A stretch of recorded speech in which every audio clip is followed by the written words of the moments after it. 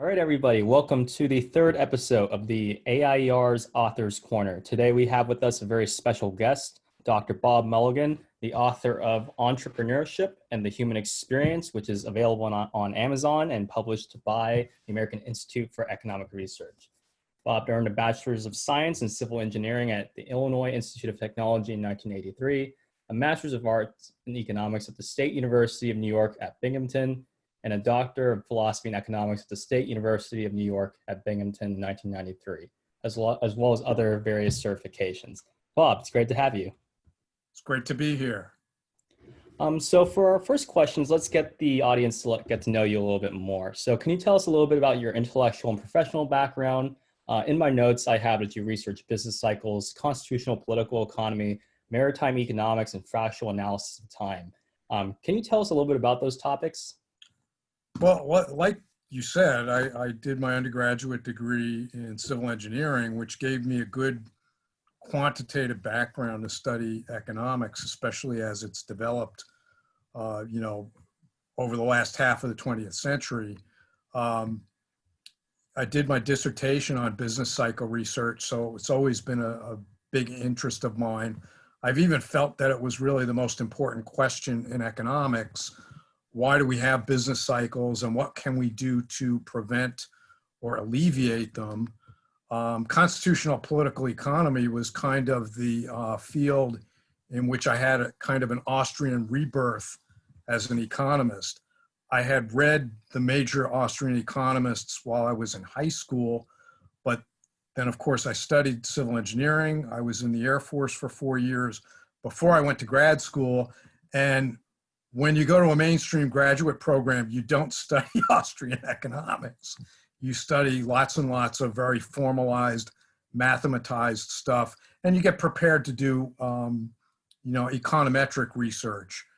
And, at some point I was at Western Carolina University, and I realized, it would be very valuable to me to get some publications in an Austrian field. And I happened to be going to a program that the Foundation for Economic Education held. Back then it was at Irvington on Hudson and in New York. And one of our speakers was Mario Rizzo. And he gave what I thought was an absolutely outstanding paper about judicial activism. But based on my own interests and my understanding of what he introduced me to, which was Hayekian spontaneous, order theory, was that this could be applied to English constitutional history. So that created like a whole new field of research for me, and I've written a number of papers on that. But the first paper, was something that I really needed to do to get my research agenda and publications off the ground in the early 2000s. Maritime economics, I had a very close colleague at the U.S. Merchant Marine Academy, and we wanted to do some work together. And, he basically said, I can publish anything as long as it has ship or maritime in the title. So that's how we got into that area. And it's actually been very, very interesting. One of the things that we researched on was environmental impact of moving cargo by ship, which is relatively environmentally friendly compared to moving it over land or by air, which is much, much more polluting and produces much, much more carbon. And one of the things that we looked at was the impact of the Panama Canal expansion project. That's enabled the canal to move a lot of freight between the east and west coasts of the United States, much cheaper than by moving it by rail or truck, or certainly by plane, although it's a much less direct route. Because it's by water, it burns up a lot less fuel and it has a lot less environmental impact. And then fractal analysis of time series. This was kind of an extension of the applied economics background that I got in graduate school. Although we weren't taught how to do this, it's something that I became interested in and thought about, how can these techniques be applied to analyze business cycle and financial issues? So your book's eloquently titled Entrepreneurship and the Human Experience. And from my reading, it seems like you're trying to educate people about market processes. And it's quite comprehensive, but it's also easy to understand. I don't think you necessarily need a background in economics to understand many of these concepts, especially because it's explained in such a manner that is, like I said, easy to understand for most people. So why did you feel the need to educate the audience and explain things in the way that you did? Well, I thought there was an unmet need for a book on market process that would kind of tie together not just the basic microeconomic realm where it's used to analyze how entrepreneurs contribute to reaching and moving market equilibria from one position to another, and basically creating the markets from the get-go, and creating the forces that move markets along, enabling them to evolve. I think, it's like there's a good understanding for that in the micro realm, although lower level, layperson friendly expositions of how microeconomic markets for individual goods work tend to be couched more in not market process, but more in the more traditional market equilibrium approach of the mainstream, which is much more conventional. That's how I was taught about, market supply and demand. I think, certainly it's a more accurate representation of everything that's going on in a market to introduce entrepreneurs and market process. Then I also thought there was, an important opportunity to apply the same ideas and express how they could be used to address much more bigger scale macroeconomic problems like the business cycle, central economic planning, and socialism. So that actually conveniently brings me to the next question, because like you said, this is not necessarily how you're taught in the classroom. I remember back in my undergraduate days, I was not taught economics in the way that you bring about in your book. In your book, you put the entrepreneurship kind of front and center of all these processes. So can you explain to, especially for those people who maybe didn't take any college courses in economics, how your view differs from what the mainstream way of teaching is? Well, it's kind of interesting. So, it's like it's a schizophrenic discipline, economics, and I'm going to have to give you a very schizophrenic answer. It is and it isn't. Which I really find absolutely fascinating. One of the things that I traced in my book was that from even before Adam Smith, economics researchers that preceded him, particularly Cantillon and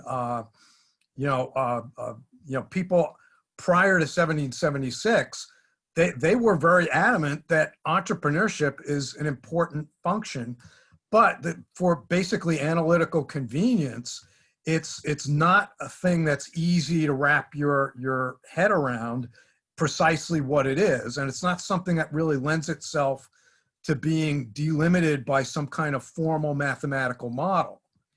Even, that was a problem even before economists were trying to describe everything in terms of mathematical models.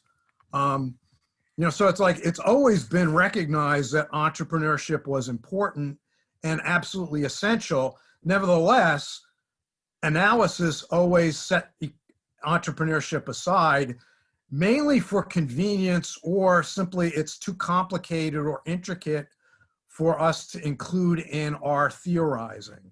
So it's like no economist would say entrepreneurship is not absolutely central to what markets do and what they accomplish and the process of exchange. But when you look at a formal economic model, especially equilibrium between supply and demand, there are no entrepreneurs involved in that. It's like an entrepreneur-free model of the economy. And I think that's really interesting, and it highlights some of the shortcomings of the formal, mathematical approach to describing economic behavior. It just shows that's going to have certain limitations. I found it really fascinating that, it's like The Austrian school in particular, it's like most of its microeconomic, conclusions have been adopted by the mainstream. It's not a school that's recognized for contributing a lot to mainstream economics, classical economics, but in fact it has. In fact, it's really at the foundation of probably 90% of what we teach in terms of mainstream neoclassical microeconomics. And on that topic about Austrian economics, especially this thesis about entrepreneurs playing a central part, that's pretty much the core of that school of thought. So can you explain to maybe a person who's not necessarily educated about all these various schools of economic thoughts, from neoclassicals to Keynesians and now the emergence of modern monetary theory, what does Austrian economics, what defines it as an actual school of thought, and how does it differ from the other types of economics? Well, I'd say, what you would learn from a neoclassical or even a Keynesian approach at the undergraduate level focuses on supply and demand as being relatively static concepts. It's recognized that things change. It's recognized that the market moves from one equilibrium to another. Basically you look at an upward sloping supply curve and a downward sloping demand curve. The market process approach of Austrian economics looks more closely at how do these come about? And the answer is that it's the action of entrepreneurs in innovating that results in us having market supply and market demand. They can't happen without entrepreneurial innovation and experimentation. Entrepreneurs have to be, or certainly they benefit from being skilled or maybe just simply lucky or fortunate about this. But, in essence, it's largely a matter of trial and error, which is for many a very, very frustrating answer because they don't want to hear about it being trial and error. That's kind of like saying, well, there's no principle behind it. Nevertheless, there certainly are things that distinguish successful entrepreneurs from less successful ones, apart from the fact that, they actually earn profits or they incur losses from what they do. And we can identify, similarities between various successful entrepreneurs. Now that entrepreneurship has become a very, very hot academic topic, I think, what we look at is, well, is this something that we can really teach people how to be entrepreneurs? And my perspective to that, question is really, well, it doesn't matter because everybody's an entrepreneur in everything that they do, particularly consumers. We think of an entrepreneur as experimenting with new ways to satisfy other people's wants and succeeding on the market by doing that. In fact, as a consumer, you're constantly experimenting with new ways to satisfy your own wants. And you learn stuff from this even when you're not successful. It's like when you try a new product, you find out whether it satisfies your wants as well as, the other alternatives, or as at a lower cost or a greater cost, et cetera. So it always gives you more information and makes you better positioned to make new decisions in the future. And in your book, you actually talks about two types of entrepreneurs in particular, Kersnerian and Schumpeterians. And for those who are unaware, Schumpeter and Kersner were two very large Austrian economists. I like to toss these terms around just to make myself sound smart, but can you explain to the audience, what is a Kersnerian entrepreneur and what's a Schumpeterian entrepreneur? Well, Schumpeter was active up until, I'm not sure precisely when he died, but it was roughly around 1950, maybe in the 40s. And he was a very, successful economist, kind of lionized by what was then the mainstream, although at that time, Mises certainly would have been, considered highly successful up until when he came to the United States. And even so, he was still highly respected in many, many circles. Schumpeter had important government roles. I believe he was imperial finance minister prior to World War I. And just briefly, He was a very, very colorful figure, and he wrote what is still an excellent book to read, The Theory of Economic Development, which is a rather short read, which I would believe was published in 1912, incidentally the same year as Mises' Theory of Money and Credit. But it introduces this idea of, gales of creative destruction. What entrepreneurs do is they come to the normal state of affairs in an economy, which is essentially static. It's what Mises would call the evenly rotating economy. And Schumpeter describes it as an economy that's dominated by circular flow. People earn income by producing goods and services that they sell to consumers who earn income by producing other goods and services, but there's no need for any change. It's just an ongoing process. And theoretically, at least, there should be no need for prices to change. Then an entrepreneur or someone exhibits entrepreneurial alertness and action. They look at this existing ongoing situation and they observe an opportunity. They perceive an opportunity where they can earn higher profits by satisfying somebody's wants, either better or perhaps no better for the consumer, but they can satisfy the same wants equally well at a lower cost. And much more importantly, much more interestingly, they might do this by creating new technology, or what's more entrepreneurial, taking a technology that some technologist, scientist, or engineer has already developed, finding this on the shelf and devising a way where it can be applied to satisfying somebody's wants. That's really what entrepreneurs do.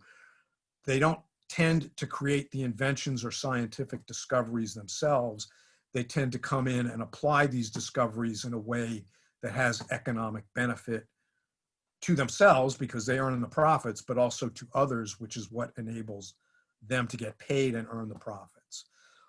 Now, Kurtzner's whole, view is that what entrepreneurs do, which is like, this is a big, big part of what entrepreneurs do. It's very important and it's a valuable advance, is that they come in, they go to markets that are already in equilibrium and they move them out of equilibrium. They create disruptions by creating these new products that outcompete the old products.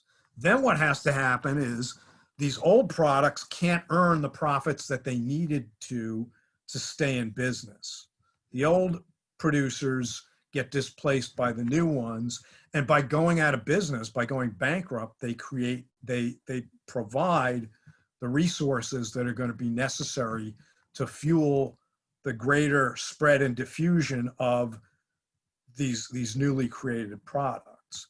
But what's limited about Kurtzner's, Schumpeter's view of entrepreneurship is that he confines entrepreneurs to a disequilibrating role. They move the market out of equilibrium, and in essence, the equilibrium is going to eventually be reestablished somehow, and we're going to be back in this evenly rotating or circular flow economy. Many years later, in the 60s, 70s, 80s, and 90s, Kurtzner introduces the idea, that's true, it's important to realize that economists do this, but you also have to recognize, it's like economic equilibration in a market is never perfect. So the market is always out of equilibrium.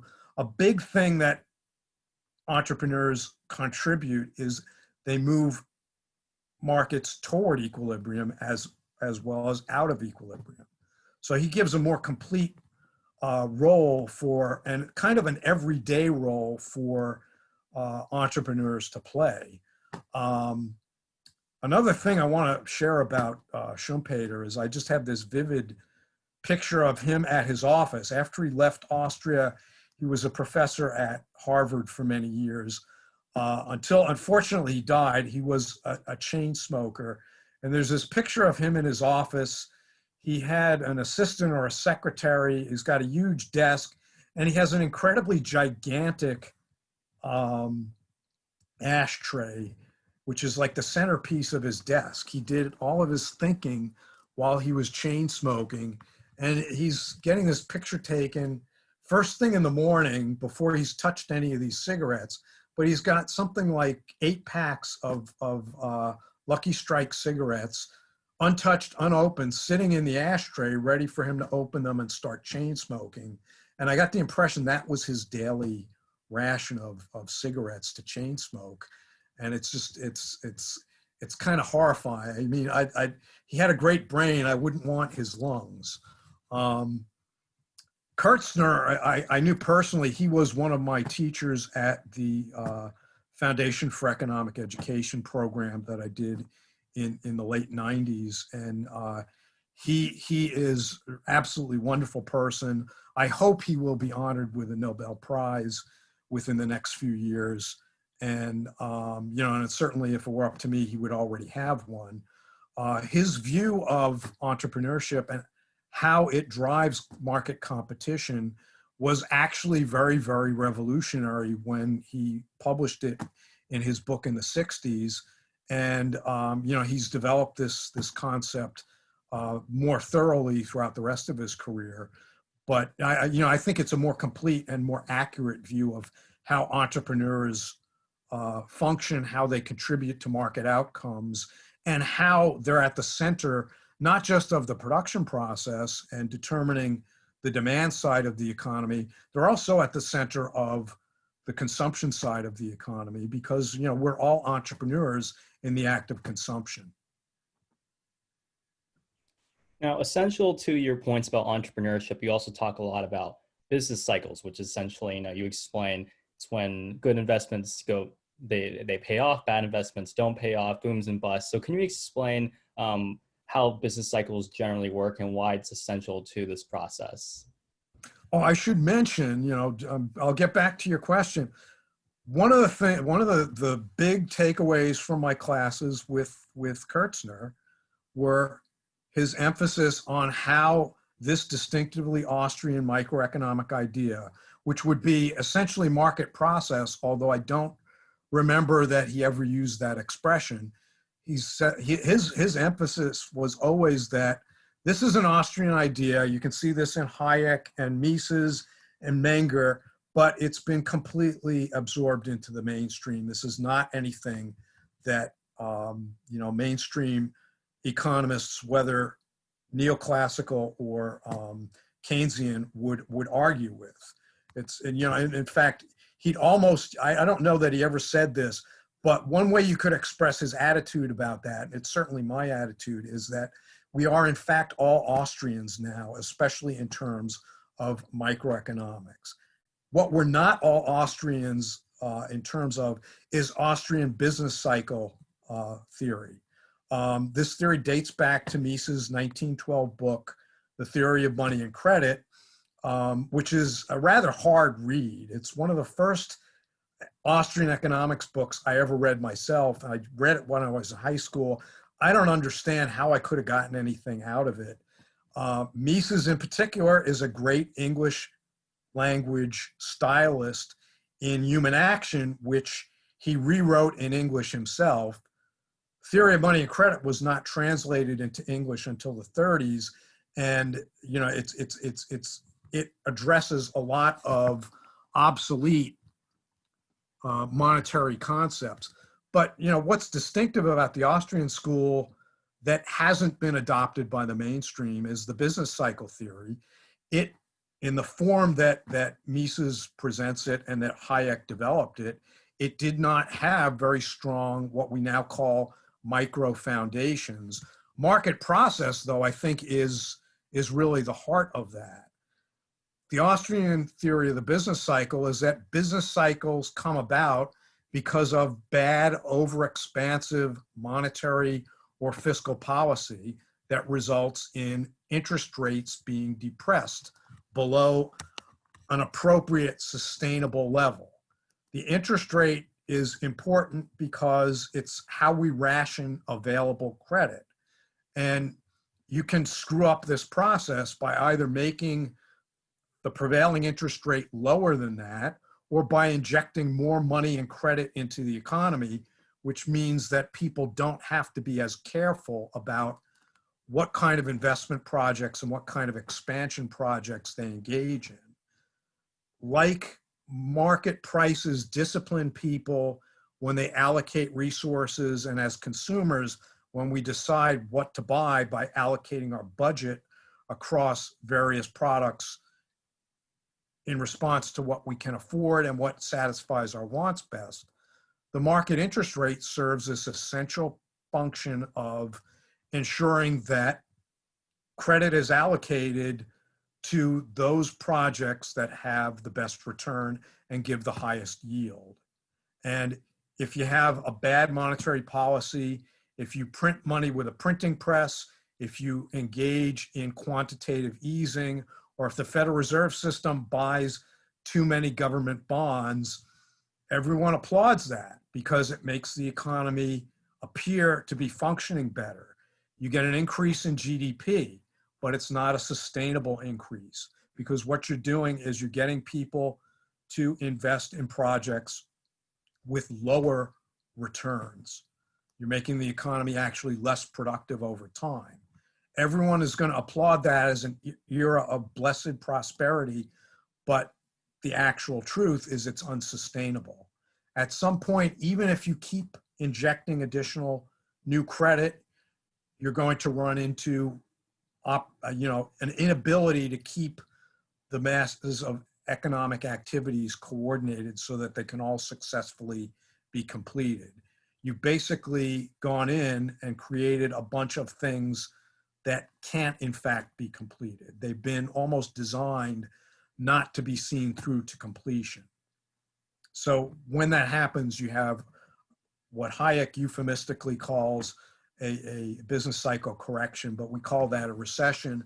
And lately, it's like I shudder to think what we're going to face for the next recession that's probably on the horizon now, but certainly the last recession, and it was followed by pretty much a lost decade of the 2000 teens. It's like these are not minor short-term events. These have become decades-long ordeals, much like the lost decade of the 70s. And it's something we would never want to return to. But because Austrian business cycle theory is not widely, accepted enough, it's just like we're going to keep having government policy that's not informed by sound money, and it's going to continuously set us up for more and more frequent, probably, and certainly worse recessions. Once the crisis gets deep enough, then there's probably, an opportunity for reform. But, you mentioned modern monetary theory. It's like that basically justifies absolutely every stupid thing the government has been doing to put us in the situation that we're in, and basically says, keep doing it and do plenty more of it. It's very analogous, I think, to Keynesian stabilization policy. In 1970, that enjoyed the apex of its prestige, but by 1975, it was pretty obvious it wasn't working anymore. It's absolutely been totally discredited, and yet, this is almost 50 years later, this still forms the foundation of 99% of all government policy that we respond to business cycles with. And as a result, it's like we've revisited the lost decade of the 70s and had a reprise of it throughout the lost decade of the 2010s. And speaking of different emerging theories, the last part of your book is about socialism. And obviously we can maybe do an entire new podcast episode of why socialism doesn't work. But from your entrepreneurial focused perspective, what shortcomings do you see in socialism, and why did you feel the need to devote part of your book to it? Well, this is going to be kind of a Hayekian point, and then I'll talk about Dracula movies because that's a lot more fun. But it's like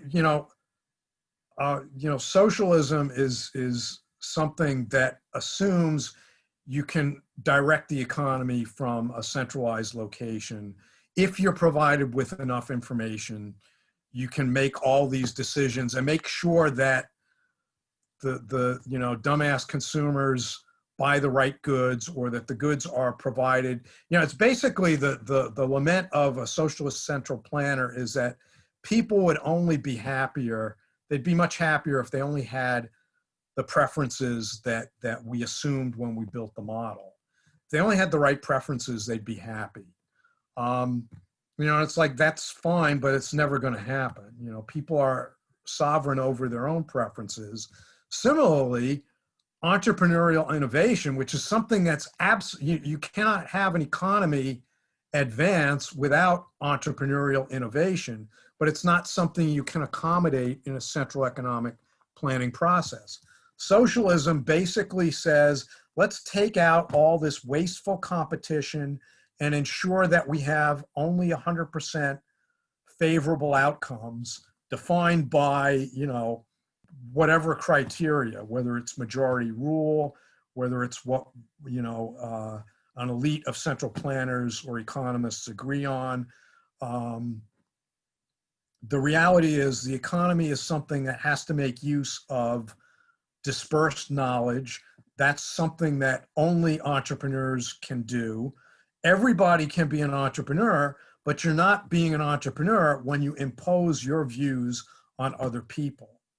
And some people will look at it, well, there's kind of like an unthinking critique of capitalism that blames capitalism for all these ills. It's like, it's because of capitalism we can't afford healthcare. Well, no, capitalism is not the kind of market we have for healthcare. Anything that anybody sees as a shortcoming in our society, many people will blame on capitalism, and many people will say the solution is to move to a more full-fledged, or perhaps only Scandinavian-styled socialist economy. That's one of the I think explanations for the relative popularity of Bernie Sanders as a political candidate. But the fact is, we do need drastic change, and it's like these kind of cries from the heart are kind of recognizing what I think is a very legitimate reality. We do need very, very drastic revolutionary change, but it's away from socialism, not toward it. And people just, they don't understand how what we have in a mixed economy, it's a mixture of capitalism and socialism. It's like they tend to blame the socialist aspects on capitalism, and in some cases they also credit the successes of capitalism and free enterprise to a more perfectly socialist economy. And it's just, that's mistaken, but it's something that you're going to be subject to. Now, socialism is very much like Dracula. It doesn't die. In the 50s, the Hammer Company got this terrific performance. It's really a B-movie horror of Dracula, but Christopher Lee gives this magnificent performance as Dracula. As a result, until even long after he got thoroughly sick of playing that part, the Hammer Company would come to him and they'd offer him larger and larger amounts of money to play Dracula again and again and again. And he really got sick of it, and he started negotiating with them. Well, I'll do it, but you have to make the Dracula part smaller, and I'll only give you this many days of work, and you've got to pay me even more. And and as a result, because people went to a Dracula movie to see Christopher Lee give this terrific performance, these films eventually got they worked themselves out. The Hammer Company, though, was making them until it went out of business, really. And some of the last ones were pretty awful, in spite of Christopher Lee. I wish we could put a stake through the heart of socialism, but it seems like whenever that's happened, it's like Keynesian economics. It's thoroughly discredited, and yet in terms of economic policy, it's really all our policymakers will credit or give any kind of ear to. modern monetary theory, I think, is an especially bad and pernicious view that, inflation can solve all our problems. One thing I'll credit them with, though, is that they recognize the need for, if you're going to increase the money supply to finance any kind of government spending you need, and we should, pay for full employment, guaranteed minimum income, free health care for everybody, et cetera, et cetera, et cetera. And God knows what else, because I'm sure there will be other wonderful things that certain interest groups want to have. If we do all these things, we can pay for it by printing more money. All we have to do is raise taxes to keep the price level from rising, and we won't have any inflation. And I have to give them some credit for that little, trace of reality in their policy program. The reality is, though, it's like with Keynesian economics, that's the one part that has never appealed to policymakers. Keynesian economics has always preached that you should run a surplus when you're not in the midst of a recession. Keynesian policy just doesn't work that way. We run a deficit, and the deficit just gets bigger and bigger and bigger, and has been basically since the end of World War II. That's the way that's worked. The person who deserves credit for going against the tide of that is Bill Clinton. Well, Bob, this has been a fascinating conversation. That pretty much is all the time that we have for today. You can find his book, Entrepreneurship and the Human Experience, on Amazon. From my opinion, for what it's worth, it's a very aesthetically pleasing book. So if you buy it and don't have time to read it, you can still have a very nice looking book on your bookshelf. And with that, this has been another great podcast. Please stay tuned for our next guest. Thank you.